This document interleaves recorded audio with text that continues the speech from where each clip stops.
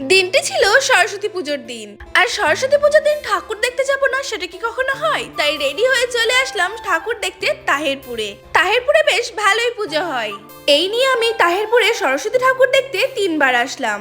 সরস্বতী পুজোতে অনেকেরই অনেক রকম চাওয়া থাকে। যেমন ধরো, কেউ বলে সরস্বতী পুজো মানেই টক কুলের সাথে মিষ্টি প্রেমের ছোঁয়া, কেউ বা আবার অঞ্জলি সেরে সকাল সকাল লুকিয়ে সিনেমা দেখতে যায়, কেউ বা আবার পেটুক ভারী, লক্ষ্য শুধু কবজি ডুবিয়ে কখন খিচুড়ি খায়, কেউ বা আবার নীল পাঞ্জাবি পরে হলুদ শাড়ি পরে চুল ওড়ায় হাওয়ায়, কারোর আবার নতুন করে বাঙালির ভ্যালেন্টাইন ডে খুঁজে পাওয়া, কারোর জীবনে শিক্ষা সূচনায় আবেগ মাখা প্রথম হাতে খড়ি দেওয়া, কেউ খোঁজে ছাত্র জীবনের ফেলে আসা মধু স্মৃতি রোমন্থনের ছোঁয়া।